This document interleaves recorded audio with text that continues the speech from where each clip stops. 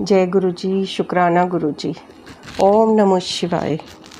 शिव जी का शुचि स्मृति के गर्भ से पार करते ब्रह्मा द्वारा बालक का संस्कार करके गृहपति नाम रखा जाना, नारद जी द्वारा उसका भविष्य कथन, पिता की आज्ञा से गृहपति का काशी में जाकर तप करना, इंद्र का वर देने के लिए प्रकट होना, गृहपति का उन्हें ठुकराना, शिव जी का प्रकट होकर उन्हें वरदान देकर दिक्पाल पद प्रदान करना तथा अग्नीश्वर लिंग और अग्नि का महात्म्य। नंदीश्वर जी कहते हैं, मुने घर आकर उस ब्राह्मण ने बड़े हर्ष के साथ अपनी पत्नी से वह सारा वृत्तांत कह सुनाया। उसे सुनकर विप्र पत्नी शुचिस्मति को महान आनंद प्राप्त हुआ। वह अत्यंत प्रेम पूर्वक अपने भाग्य की सराहना करने लगी। तदंतर समय आने पर ब्राह्मण द्वारा विधि पूर्वक गर्भाधारण कर्म संपन्न किए जाने पर वह नारी गर्भवती हुई। फिर उन विद्वान मुनि ने गर्भ के संपंदन करने से पूर्व ही पुंसत्व की वृद्धि के लिए गृह सूत्र में वर्णित विधि के अनुसार सम्यक रूप से पुंसवन संस्कार किया। तत्पश्चात 8वां महीना आने पर कृपालु विश्वानर ने सुखपूर्वक प्रसव होने के अभिप्राय से गर्भ के रूप की समृद्धि करने वाला सीमंत संस्कार संपन्न कराया। तदुपरांत ताराओं के अनुकूल होने पर जब बृहस्पति केंद्रवृत्ति हुए और शुभ ग्रहों का योग आया, तब शुभ लगन में भगवान शंकर, जिनके मुख की कांति पूर्णिमा के चंद्रमा के समान है तथा जो अरिष्ट रूपी दीपक को बुझाने वाले, समस्त अरिष्टों के विनायक और विनाशक और भू भूर्व स्वः तीनों लोकों के निवासियों को सब तरह से सुख देने वाले हैं, उस शुचिस्मति के गर्भ से पुत्र रूप में प्रकट हुए। उस समय गंध को वहन करने वाले वायु के वाहन में एक दिशा रूपी बंधुओं के मुख पर वस्त्र से बन गए, अर्थात चारों ओर काली घटा उमड़ आई। वे घनघोर बादल उत्तम गंध वाले पुष्प समूहों की वर्षा करने लगे। देवताओं की दुंदुभियाँ बजने लगी। चारों ओर दिशाएं निर्मल हो गई। प्राणियों के मनों के साथ साथ सरिताओं का जल भी निर्मल हो गया। प्राणियों की वाणी सर्वथा कल्याणी और प्रिय भाषिणी हो उठी। संपूर्ण प्रसिद्ध ऋषि मुनि तथा देवता, यक्ष, किन्नर, विद्याधर आदि मंगल द्रव्य ले लेकर पधारे। स्वयं ब्रह्मा जी ने नम्रतापूर्वक उसका जातक्रम संस्कार किया और उस बालक के रूप तथा वेद का विचार करके यह निश्चय किया कि इसका नाम गृहपति होना चाहिए। फिर 11वें दिन उन्होंने नामकरण की विधि के अनुसार वेद मंत्रों का उच्चारण करते हुए उसका गृहपति ऐसा नामकरण किया। तत्पश्चात सबके पितामह ब्रह्मा चारों वेदों में कथित आशीर्वादात्मक मंत्रों द्वारा उसका अभिनंदन करके हंस पर आरूढ़ हो अपने लोक को चले गए। तदुपरांत शंकर भी लौकिक की गति का आश्रय ले उस बालक की उचित रक्षा का विधान करके अपने वाहन पर चढ़कर अपने धाम को पधार गए। इसी प्रकार श्री हरि ने भी अपने लोक की राह ली। इस प्रकार सभी देवता, ऋषि, मुनि आदि भी प्रशंसा करते हुए अपने अपने स्थान को पधार गए। तदंतर ब्राह्मण देवता ने यथा समय सब संस्कार करते हुए बालक को वेदाध्ययन कराया। तत्पश्चात 9वां वर्ष आने पर माता पिता की सेवा में तत्पर रहने वाले विश्वानर नंदन गृहपति को देखने के लिए वहां नारद जी पधारे। बालक ने माता पिता सहित नारद जी को प्रणाम किया। फिर नारद जी ने बालक की हस्तरेखा, जीवा, तालु आदि देखकर कहा, मुनि विश्वानर, मैं तुम्हारे पुत्र के लक्षणों का वर्णन करता हूँ, तुम आदरपूर्वक उसे श्रवण करो। तुम्हारा यह पुत्र परम भाग्यवान है। इसके संपूर्ण अंगों के लक्षण शुभ है, किंतु इसके सर्वगुण संपन्न संपूर्ण शुभ लक्षणों से संवनित और चंद्रमा के समान संपूर्ण निर्मल कलाओं से सुशोभित होने पर भी विधाता ही इसकी रक्षा करें।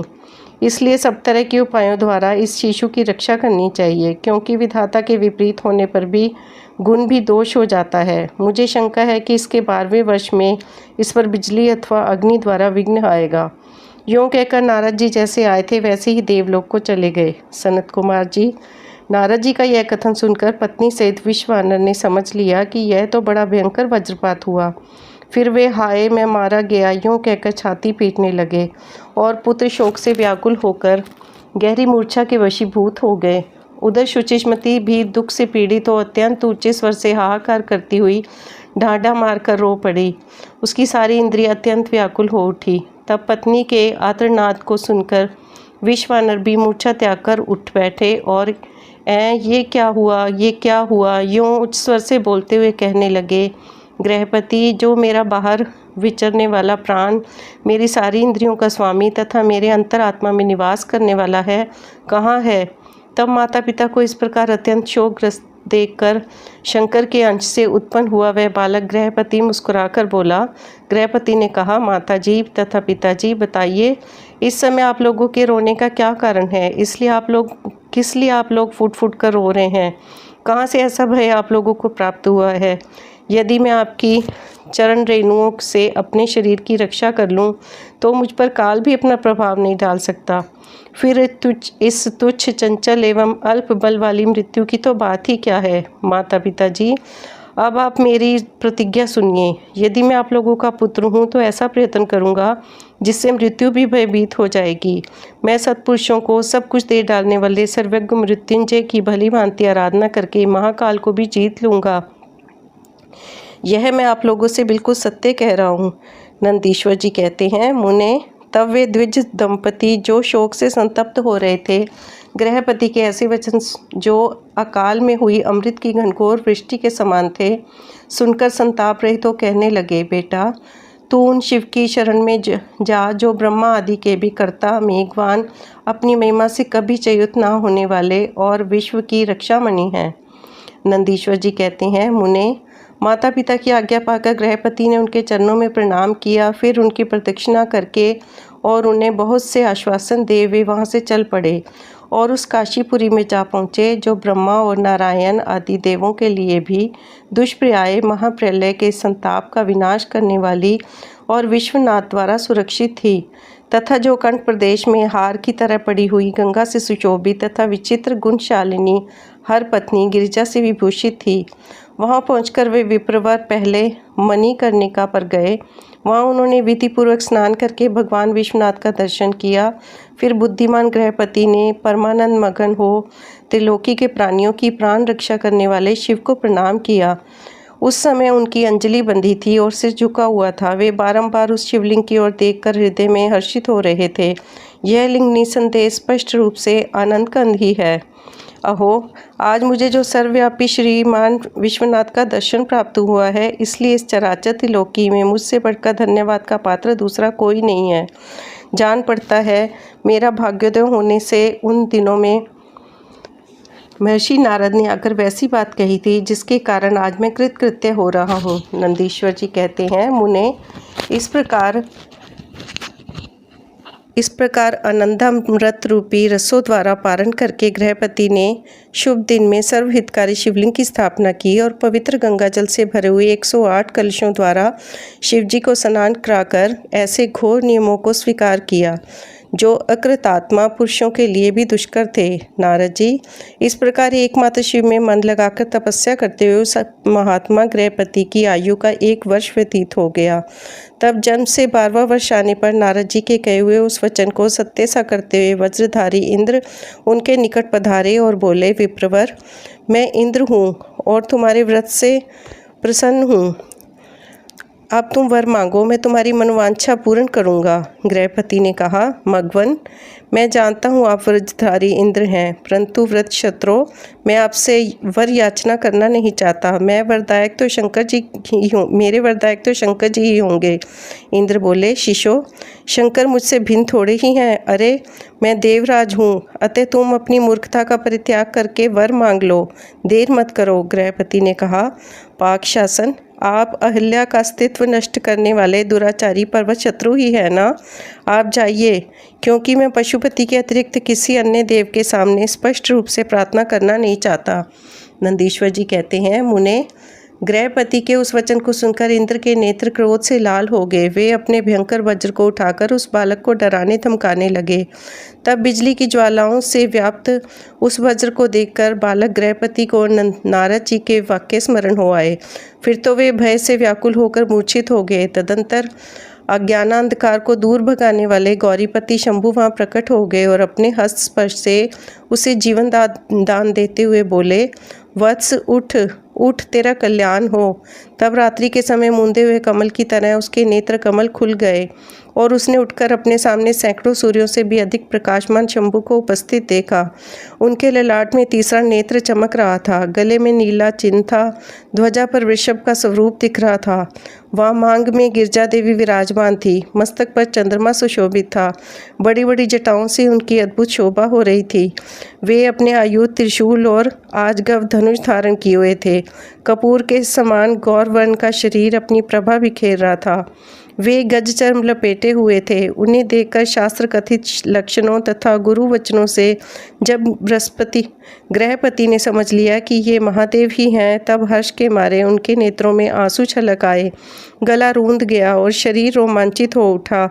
वे एक क्षण भर तक अपने आप को भूलकर चित्रकूट एवं त्रिपुक पर्वत की भांति निश्चल खड़े हो गए। जब वे स्तवन करने, नमस्कार करने अथवा कुछ भी करने में समर्थ ना हो सके, तब शिवजी जी मुस्कुराकर बोले। ईश्वर ने कहा, गृहपते, जान पड़ता है तुम वज्रधारी इंद्र से डर गए हो। वत्स, तुम भयभीत मत हो, क्योंकि मेरे भक्त पर इंद्र और वज्र की कौन कहे। यमराज भी अपना प्रभाव नहीं डाल सकते। यह तो मैंने तुम्हारी परीक्षा ली है और मैंने ही तुम्हें इंद्र रूप धारण करके डराया है। भद्र, अब मैं तुम्हें वर देता हूँ। आज से तुम अग्निपद के भागी होोगे। तुम समस्त देवताओं के लिए वरदाता बनोगे। अग्ने, तुम समस्त प्राणियों के अंदर जठराग्नि रूप से विचरण करोगे। तुम्हें दिक्पाल रूप से धर्मराज और इंद्र के मध्य राज्य की प्राप्ति होगी। तुम्हारे द्वारा स्थापित यह शिवलिंग तुम्हारे नाम पर अग्नीश्वर नाम से प्रसिद्ध होगा। यह सब प्रकार के तेजों की वृद्धि करने वाला होगा। जो लोग इस अग्नीश्वर लिंग के भक्त होंगे, उन्हें बिजली और अग्नि का भय नहीं रह जाएगा। अग्निमांद नामक रोग नहीं होगा और ना कभी उनकी अकाल मृत्यु ही होगी। काशीपुरी में स्थित संपूर्ण समृद्धियों के प्रदाता अग्नीश्वर की भली भांति अर्चना करने वाला भक्त यदि प्रारब्ध किसी अन्य स्थान में भी मृत्यु को प्राप्त होगा, तो भी वह वही लोक में प्रतिष्ठित होगा। नंदीश्वर जी कहते हैं, मुने, यूँ कहकर शिवजी ने गृहपति के बंधुओं को बुलाकर उनके माता पिता के सामने उस अग्नि का दिक्पति पद पर अभिषेक कर दिया और स्वयं उसी लिंग में समा गए। तात, इस प्रकार मैंने तुमसे परमात्मा शंकर के गृहपति नामक अगण्य अवतार, जो दुष्टों को पीड़ित करने वाला है, वर्णन कर दिया है। जो सुदृढ़ प्राकर्मी जितेंद्रिय पुरुष अथवा सत्व संपन्न स्त्रियां अग्नि प्रवेश कर जाती हैं, वे सबके सब अग्नि सरीखे तेजस्वी होते हैं। इसी प्रकार जो ब्राह्मण अग्निहोत्र परायण ब्रह्मचारी तथा पंचाग्नि का सेवन करने वाले हैं, वे अग्नि के समान वज्रस्रवी होकर अग्निलोक में विचरते हैं। जो शीतकाल में शीत निवारण के निमित्त बोझ की बोझ लकड़ियां दान करता है अथवा जो अग्नि की इष्टि करता है, वह अग्नि के सन्निकट निवास करता है। जो श्रद्धापूर्वक किसी अनाथ मृतक का अग्नि संस्कार कर देता है अथवा स्वयं शक्ति ना होने पर भी दूसरे को प्रेरित करता है, वह अग्निलोक में प्रशंसित होता है। द्विजातियों के लिए परम कल्याणकारक एक अग्नि ही है। वही निश्चित रूप से गुरु, देवता, व्रत, तीर्थ अर्थात सब कुछ है। जितनी अपावन वस्तुएं हैं, वे सब अग्नि का संसर्ग है होने से ही क्षण पावन हो जाती है। इसलिए अग्नि को पावक कहा जाता है। यह शंभु की प्रत्यक्ष तेजोमयी दहनात्मिका मूर्ति है, जो सृष्टि रचने वाली, पालन करने वाली और संहार करने वाली है। भला इसके बिना कौन सी वस्तु दृष्टिगोचर हो सकती है। इनके द्वारा भक्षण किए हुए धूप, दीप, निवेद, दूध, दही, घी और खांड आदि का देवगण स्वर्ग में सेवन करते हैं। अगला अध्याय, शिवजी के महाकाल आदि 10 अवतारों का तथा 11 रुद्र अवतारों का वर्णन। तदंतर यक्षेश्वर अवतार की बात कहकर नंदीश्वर ने कहा, मुने, अब शंकर जी के उपासना कांड द्वारा सेवित महाकाल आदि 10 अवतारों का वर्णन भक्तिपूर्वक श्रवण करो।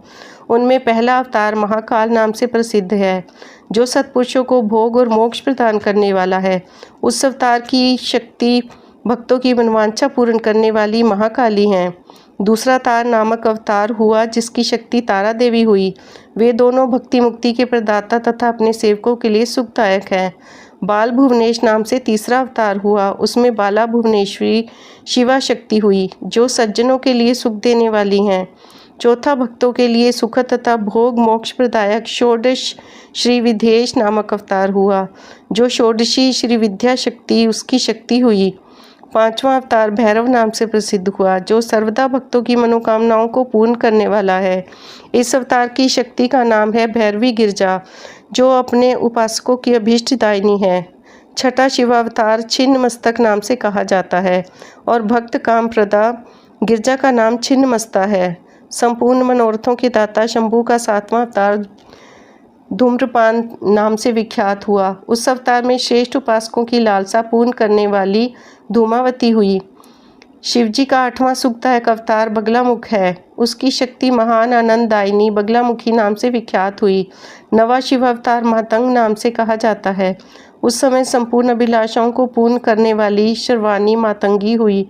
शंभू के भुक्ति मुक्ति रूप का फल प्रदान करने वाले 10वें अवतार का नाम कमल है, जिसमें अपने भक्तों का सर्वथा पालन करने वाली गिरजा कमल कहलाई। ये ही शिवजी के 10 अवतार हैं। ये सबके सब भक्तों तथा सत्पुरुषों के लिए सुखदायक तथा मोक्ष भोक्ष के प्रदाता हैं। जो लोग महात्मा शंकर के इन 10 अवतारों की निर्विकार भाव से सेवा करते हैं, उन्हें ये नित्य नाना प्रकार के सुख देते रहते हैं। मुने, इस प्रकार मैंने 10 अवतारों का महात्म्य वर्णन कर दिया। तंत्र शास्त्र में तो यह सर्व कामप्रद बतलाया गया है। मुने, इन शक्तियों की भी अद्भुत महिमा है। तंत्र आदि शस्त्रों में इस महिमा का सर्व कामप्रद रूप से वर्णन किया गया है। ये नित्य दुष्टों को दंड देने वाली और ब्रह्म तेज की विशेष रूप से वृद्धि करने वाली है। ब्राह्मण, इस प्रकार मैंने तुमसे महेश्वर के महाकाल आदि 10 शुभ अवतारों का शक्ति सहित वर्णन कर दिया। जो मनुष्य समस्त शिव पर्वों के अवसर पर इस परम पावन कथा का भक्तिपूर्वक पाठ करता है, वह शिवजी का परम प्यारा हो जाता है। ब्राह्मण के ब्रह्म तेज की वृद्धि होती है, क्षत्रिय विजय लाभ करता है, वैश्य धनपति हो जाता है और शूद्र को सुख की प्राप्ति होती है। स्वधर्म परायण शिव भक्तों को यह चरित्र सुनने से सुख प्राप्त होता है और उनकी शिव भक्ति विशेष रूप से बढ़ जाती है। मुने, अब मैं शंकर जी के एकादश श्रेष्ठ अवतारों का वर्णन करता हूँ, सुनो। उन्हें श्रवण करने से असत्यादि जनित बाधा पीड़ा नहीं पहुँचा सकती। पूर्व काल की बात है, एक बार इंद्र आदि समस्त देवता दैत्यों से पराजित हो गए। तब वे भयभीत हो अपनी पुरी अमरावती को छोड़कर भाग खड़े हुए। यूं दैत्यों द्वारा अत्यंत पीड़ित हुए वे सभी देवता कश्यप जी के पास गए। वहां उन्होंने परम व्याकुलता पूर्वक हाथ जोड़कर एवं मस्तक झुकाकर उनके चरणों में अभिवादन किया और उनका भली भांति स्तवन करके आदर पूर्वक अपने आने का कारण प्रकट किया तथा दैत्यों द्वारा पराजित होने से उत्पन्न हुए अपने सारे दुखों को कह सुनाया। तात, तब उनके पिता कश्यप जी देवताओं की उस कष्ट कहानी को सुनकर अधिक दुखी नहीं हुए, क्योंकि उनकी बुद्धि शिवजी में आसक्त थी। मुने, शांत बुद्धि मुनि ने धैर्य धारण करके समस्त देवताओं को आश्वासन दिया और स्वयं परम हर्षपूर्वक विश्वनाथपुरी काशी को चल पड़े। वहां पहुंचकर उन्होंने गंगा जी के जल में स्नान करके अपना नित्य नियम पूरा किया और फिर आदरपूर्वक उमा सहित सर्वेश्वर भगवान विश्वनाथ की भली भांति अर्चना की। तदंतर शंभु दर्शन के उद्देश्य से एक शिवलिंग की स्थापना करके वे देवताओं के हितार्थ परम प्रसन्नतापूर्वक घोर तप करने लगे। मुने, शिवजी के चरण कमलों में आसक्त मन वाले धैर्यशाली मुनिवर कश्यप को जब यूं तप करते हुए बहुत अधिक समय व्यतीत हो गया, तब सत्पुरुषों के गति स्वरूप भगवान शंकर अपने चरणों में तल्लीन मन वाले कश्यप ऋषि को वर देने के लिए वहां प्रकट हुए। भक्त वत्सल महेश्वर परम प्रसन्न तो थे ही, अतः वे अपने भक्त मुनिवर कश्यप से बोले, वर मांगो। उन महेश्वर को देखते ही प्रसन्न बुद्धि वाले देवताओं के पिता कश्यप जी हर्षमगन हो गए और हाथ जोड़कर उनके चरणों में नमस्कार करके स्तुति करते हुए यूँ बोले, महेश्वर, मैं सर्वथा आपका शरणागत हूँ। स्वामी, देवताओं के दुख का विनाश करके मेरी अभिलाषा पूर्ण कीजिए। देवेश, मैं पुत्रों के दुख से विशेष दुखी हूँ, अतः ईश मुझे सुखी कीजिए, क्योंकि आप देवताओं के सहायक हैं। नाथ, महाबली दैत्यों ने देवताओं और यक्षों को पराजित कर दिया है, इसलिए शंभो, आप मेरे पुत्र रूप से प्रकट होकर देवताओं के लिए आनंददाता बनिए। नंदीश्वर जी कहते हैं, मुने, कश्यप जी के ऐसा कहने पर सर्वेश्वर भगवान शंकर उनसे तथेति ऐसा ही होगा यूं कहकर उनके सामने वहीं अंतर्ध्यान हो गए। तब कश्यप जी महान आनंद के साथ तुरंत ही अपने स्थान को लौट गए। वहां उन्होंने वह सारा वृत्तांत आदरपूर्वक देवताओं से कह सुनाया। तदंतर भगवान शंकर अपना वचन सत्य करने के लिए कश्यप द्वारा सुरभि के पेट से 11 रूप धारण करके प्रकट हुए। उस समय भगवान महान उत्सव मनाया गया। सारा जगत शिवमय हो गया। कश्यप मुनि के साथ साथ सभी देवता हर्ष विभोर हो गए। उनके नाम रखे गए कपाली, पिंगल, भीम, विरूपाक्ष, विलोहित, शास्ता, अजपाद, अहिर्बुंधन्य, शंभु, चंड और भव। ये 11 रुद्र सुरभि के पुत्र कहलाते हैं। ये सुख के आवास स्थान हैं तथा देवताओं की कार्य सिद्धि के लिए शिव रूप से उत्पन्न हुए हैं। ये कश्यप नंदन वीरभद्र रुद्र महान बल पराक्रम से संपन्न थे। इन्होंने संग्राम में देवताओं की सहायता करके दैत्यों का संहार कर डाला। इन्हीं रुद्रों की कृपा से इंद्र आदि देवगण दैत्यों को जीतकर निर्भय हो गए। उनका मन स्वस्थ हो गया और वे अपना अपना राज्य कार्य संभालने लगे। अब भी शिव रूपधारी वे सभी महारुद्र देवताओं की रक्षा के लिए सदा स्वर्ग में विराजमान रहते हैं। तात, इस प्रकार मैंने तुमसे शंकर जी के 11 रुद्र अवतारों का वर्णन कर दिया। ये सभी समस्त लोगों के लिए सुखदायक है। यह निर्मल आख्यान संपूर्ण पापों का विनाशक, धन, यश और आयु का प्रदाता तथा संपूर्ण मनोरथों को पूर्ण कर देने वाला है। ओम नमः शिवाय। शिवजी के दूर्वासा अवतार तथा हनुमद्वतार का वर्णन। नंदीश्वर जी कहते हैं, महामुने, अब तुम शंभु के एक दूसरे चरित्र को, जिसमें शंकर जी के धर्म के लिए दुर्वासा होकर प्रकट हुए थे, प्रेम पूर्वक श्रवण करो। अनुसुईया के पति ब्रह्मवेता तपस्वी अत्रि ने ब्रह्मा जी के निर्देशानुसार पत्नी सहित क्षत्रकुल पर्वत पर जाकर पुत्र कामना से घोर तप किया। उनके तप से प्रसन्न होकर ब्रह्मा, विष्णु और महेश्वर तीनों उनके आश्रम पर गए। उन्होंने कहा कि हम तीनों संसार के ईश्वर हैं।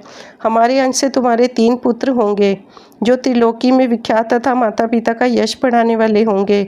यूं कहकर वे चले गए। ब्रह्मा जी के अंश से चंद्रमा हुए जो देवताओं के समुद्र में डाले जाने पर समुद्र से प्रकट हुए थे।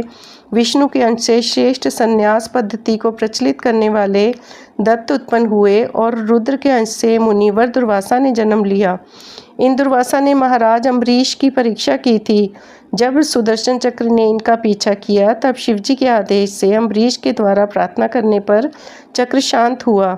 इन्होंने भगवान राम की परीक्षा की। काल ने मुनि का वेश धारण करके श्री राम के साथ यह शर्त की थी कि मेरे साथ बात करते समय श्री राम के पास कोई ना आए, जो आएगा उसका निवारण कर दिया जाएगा। दुर्वासा जी ने हट करके लक्ष्मण को भेजा। तब श्री राम ने तुरंत लक्ष्मण का त्याग कर दिया। इन्होंने भगवान श्री कृष्ण की परीक्षा की और उनको श्री रुक्मिणी सहित रथ में जोता। इस प्रकार दुर्वासा मुनि ने अनेक विचित्र चरित्र किए। मुने, अब इसके बाद तुम हनुमान जी का चरित्र श्रवण करो। हनुम द्रुप ने से शिवजी ने बड़ी उत्तम लीलाएं की हैं। विप्रवर, इसी रूप से महेश्वर ने भगवान राम का परम हित किया था। वह सारा चरित्र इस प्रकार से के सुखों का दाता है। तुम उसे प्रेम पूर्वक सुनो। एक समय की बात है जब अत्यंत अद्भुत लीला करने वाले गुणशाली भगवान शंभु को विष्णु के मोहिनी रूप का दर्शन प्राप्त हुआ था। तब वे कामदेव के बाणों के से आहत हुए की तरह क्षुब्ध हो उठे। उस समय उन परमेश्वर ने राम कार्य की सिद्धि के लिए अपना वीर्यपात किया। तब सप्तऋषियों ने उस वीर्य को पत्र पुटक में स्थापित कर लिया, क्योंकि शिवजी ने ही राम कार्य के लिए आदरपूर्वक उनके मन में प्रेरणा की थी। तत्पश्चात उन महर्षियों ने शंभु के उस वीर्य को राम कार्य की सिद्धि के लिए गौतम कन्या अंजनी में कान के रास्ते स्थापित कर दिया। तब समय आने पर उस गर्भ से शंभु महान बल पराक्रम संपन्न वानर शरीर धारण करके उत्पन्न हुए। उनका नाम हनुमान रखा गया। महाबली कपीश्वर हनुमान जब शिशु ही थे, उसी समय उदय होते हुए सूर्यबिंब को छोटा सा फल समझकर तुरंत ही निगल गए। जब देवताओं ने उनकी प्रार्थना की तब उन्होंने उसे महाबली सूर्य जानकर उगल दिया। तब देव ऋषियों ने उन्हें शिव का अवतार माना और बहुत सा वरदान दिया। तदंतर हनुमान अत्यंत हर्षित होकर अपनी माता के पास गए और उन्होंने यह सारा वृत्तांत आदरपूर्वक कह सुनाया। फिर माता की आज्ञा से धीरवीर कपि हनुमान से नित्य सूर्य के निकट जाकर उनसे अनायासी सारी विद्याएं सीख ली। तदंतर रुद्र के अंशभूत कपिश्रेष्ठ हनुमान सूर्य की आज्ञा से सूर्यांश से उत्पन्न हुए सुग्रीव के पास चले गए। इसके लिए उन्हें अपनी माता से भी अनुज्ञा मिल चुकी थी। तदंतर नंदीश्वर ने भगवान राम का संपूर्ण चरित्र संक्षेप से वर्णन करके कहा, मुने, इस प्रकार कपिश्रेष्ठ हनुमान ने सब तरह से श्री राम का कार्य पूरा किया, नाना प्रकार की लीलाएं की, असुरों का मान मर्दन किया, भूतल पर राम भक्ति की स्थापना की और स्वयं भक्ताग्रगण्य होकर सीताराम को सुख प्रदान किया। वे रुद्रावतार ऐश्वर्यशाली हनुमान लक्ष्मण के प्राणदाता, संपूर्ण देवताओं के गर्भहारी और भक्तों का उद्धार करने वाले हैं।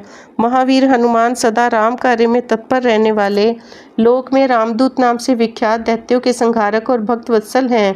तात, इस प्रकार मैंने हनुमान जी का श्रेष्ठ चरित्र, जो धन, कीर्ति और आयु का वर्धक तथा संपूर्ण अभीष्ट फलों का दाता है, तुमसे वर्णन कर दिया। जो मनुष्य इस चरित्र को भक्तिपूर्वक सुनता है अथवा सम्माहित चित्त से दूसरों को सुनाता है, वह इस लोक में संपूर्ण भोगों को भोग कर अंत में परम मोक्ष को प्राप्त कर लेता है। अगला अध्याय। शिव जी के पिपलाद अवतार के प्रसंग में देवताओं की दधीची मुनि से अस्थित याचना, दधीची का शरीर त्याग, वज्र निर्माण तथा उसके द्वारा वृतासुर का वध, सुवर्चा का देवताओं को शाप, पिपलाद का जन्म और उनका विस्तृत वृतांत। तदंतर महेश्वरावतार तथा वृषावतार का चरित्र सुनाकर नंदीश्वर ने कहा, महाबुद्धिमान सनत कुमार जी, अब तुम अत्यंत आह्लादपूर्वक महेश्वर के पिपलाद नामक परमोत्कृष्ट अवतार का वर्णन श्रवण करो। यह उत्तम आख्यान भक्ति की वृद्धि करने वाला है। मुनीश्वर, एक समय दैत्यों ने वृतासुर की सहायता से इंद्र आदि समस्त देवताओं को पराजित कर दिया। तब उन सभी देवताओं ने सहसा दधीची के आश्रम में अपने अपने अस्त्रों को फेंककर तत्काल ही हार मान ली। तत्पश्चात मारे जाते हुए वे इंद्र सहित संपूर्ण देवता तथा देव ऋषि शीघ्र ही ब्रह्मलोक में जा पहुँचे और वहाँ उन्होंने अपना वह दुखड़ा कह सुनाया। देवताओं का वह कथन सुनकर लोक पितामह ब्रह्मा ने सारा रहस्य यथार्थ रूप से प्रकट कर दिया कि यह सब त्वष्टा की करतूत है। त्वष्टा ने ही तुम लोगों का वध करने के लिए तपस्या द्वारा इस महातेजस्वी व्रतानुसार को उत्पन्न किया है। यह दैत्य महान आत्मबल से संपन्न तथा समस्त दैत्यों का अधिपति है। अतः आप ऐसा प्रयत्न करो जिससे इसका वध हो सके। बुद्धिमान देवराज, मैं धर्म के कारण इस विषय में एक उपाय बतलाता हूँ, सुनो। जो दधीची नाम वाले महामुनि हैं, वे तपस्वी और जितेंद्रिय हैं। उन्होंने पूर्व काल में शिवजी की समाराधना करके व्रज शरीर की अस्थियां हो जाने का वर प्राप्त किया है। अतः तुम लोग उनसे उनकी हड्डियों के लिए याचना करो, वे अवश्य दे देंगे। फिर उन अस्थियों से वज्रदंड का निर्माण करके तुम निश्चय ही उससे वृतासुर को मार डालना। नंदीश्वर जी कहते हैं, मुने, ब्रह्मा का यह वचन सुनकर इंद्र, देव गुरु बृहस्पति तथा देवताओं को साथ ले तुरंत ही दधीची ऋषि के उत्तम आश्रम पर आए। वहाँ इंद्र ने सुवर्चा सहित दधीची मुनि का दर्शन किया और आदरपूर्वक हाथ जोड़कर उन्हें नमस्कार किया। फिर देव गुरु बृहस्पति तथा अन्य देवताओं ने भी नम्रता पूर्वक उन्हें सिर झुकाया। दधीची मुनि विद्वानों में श्रेष्ठ तो थे ही, वे तुरंत ही उसके अभिप्राय को ताड़ गए। तब उन्होंने अपनी पत्नी सुवर्चा को अपने आश्रम से अन्यत्र भेज दिया। तत्पश्चात देवताओं सहित देवराज इंद्र, जो स्वार्थ साधन में बड़े दक्ष हैं, अर्थशास्त्र का आश्रय लेकर मुनिवर से बोले, ओम नमः शिवाय।